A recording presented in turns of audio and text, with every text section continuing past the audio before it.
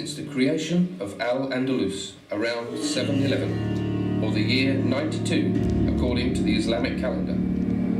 Emirs, caliphs and kings governed their territories here for 8 centuries, but the constant pressure of the Christians from the north meant that, by the 14th century, the frontier that divided the two cultures had advanced inexorably southwards, turning the ancient city of Ronda to the Muslims into a crossroads between the interior and the north of Africa.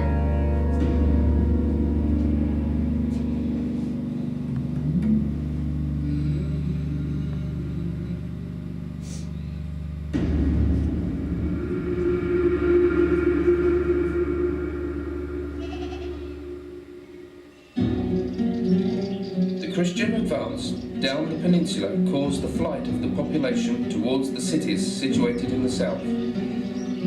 The Medina of Ronda overflowed its demographic limits, and it was then that the old suburbs were formed, were walled in, and had the most famous baths in the city installed in them.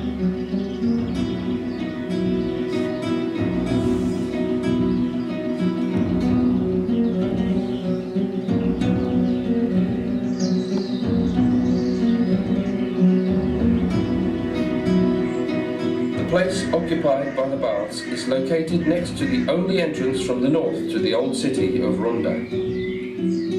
Access was achieved through the La Puente gate, the only means of communication with the rest of Upper Andalusia, a fact which meant that the city looked towards this point and constructed here its main entrance as well as its most important defences.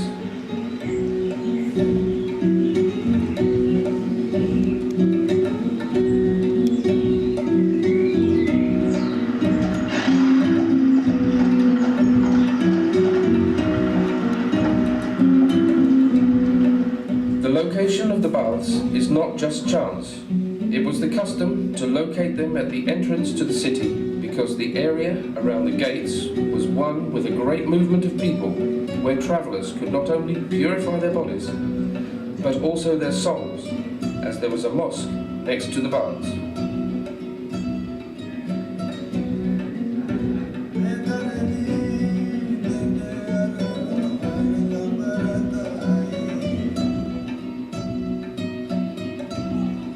To enter the baths, which were located outside the defensive walls, it was necessary to go through a small door.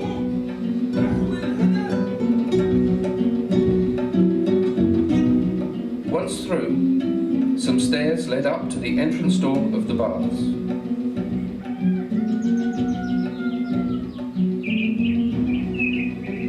Placed at the confluence of 2 rivers, the building was half underground in order to maintain the interior temperature better. By means of a small aqueduct, the water was brought to the baths from a water wheel. The water wheel, placed at the top of a tower, was turned thanks to the efforts of a donkey.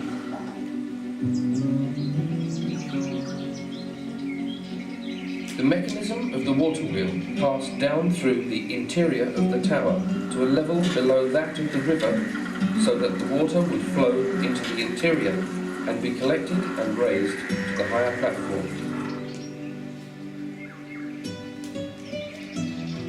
The mechanism was simple. The circular movements of the donkey around the water wheel turned another wheel which pulled a belt of ceramic containers called canquilones, which lifted the water to a channel which led the water to the aqueduct.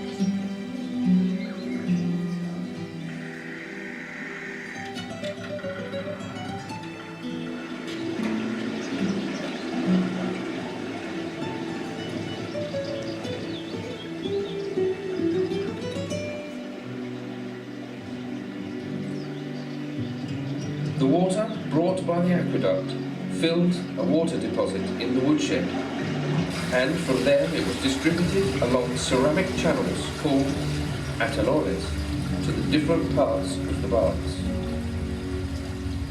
This room, which was dark and warm, housed the oven used to heat the baths. The wood, which was passed into the room through a small door, fed the oven continually. Through some openings, cold air penetrated into the interior of the oven, where it was immediately heated and circulated via a hypocausto under the first two rooms of the baths. In the first room, the water thrown on the floor evaporated because of the heat, creating a dense, humid atmosphere. In the next room, called the warm room, the heat diminished but was enough to create an agreeable atmosphere. Lastly, the air and smoke caused by the burning ended their journey in two chimneys set into the wall. The next rooms, now without heating, housed the cold baths, the reception, and the stairs giving access to the building.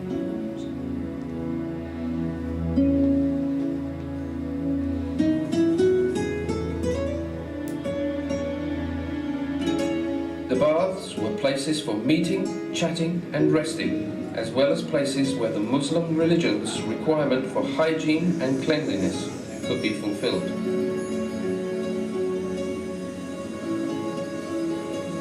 People spent many hours in the baths, and there were sessions for women as well as for men. A large hall with a drinking fountain in the center served as the reception. Wooden platforms around the side walls of the hall, covered with matting and cushions, were used as changing rooms and places to meet and chat.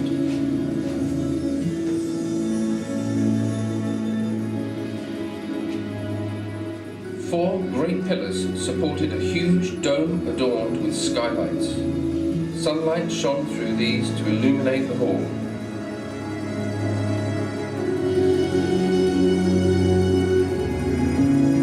The session in the baths started in the hot room and ended in the cold one. The process was repeated several times.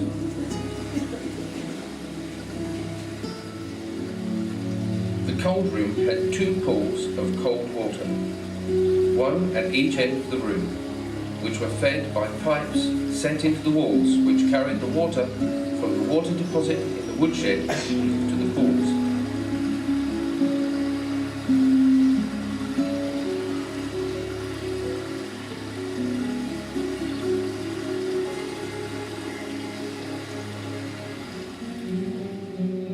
The warm room, which was the biggest in the building, was heated by the system of heated water which passed under the floor.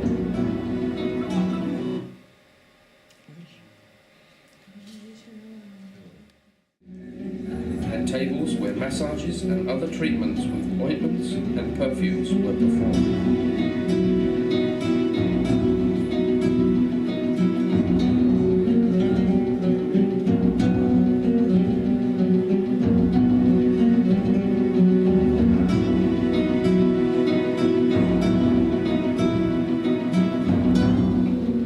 8 columns, recovered from ruins of the Roman era, supported by means of horseshoe arches, 3 barrel vaults and the 6 domes which formed the ceiling.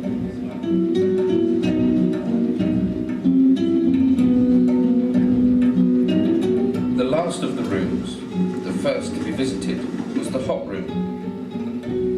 Because it was just next to the boiler room, and thanks to the hot water system underneath, the temperature was high enough to evaporate water thrown on the floor and create a dense cloud of water vapor. In the wood room, and accessible through an opening in the wall at the end of the hot room, there was a small water fountain, from which the water was collected to wet the floor and thus maintain the level of the steam in the room.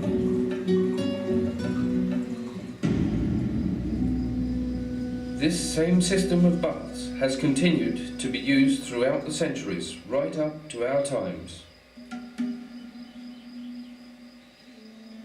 It is a legacy of a people who lived in this peninsula for many centuries. It was their land, and in it they have left an imprint of their refinement, culture, art and customs.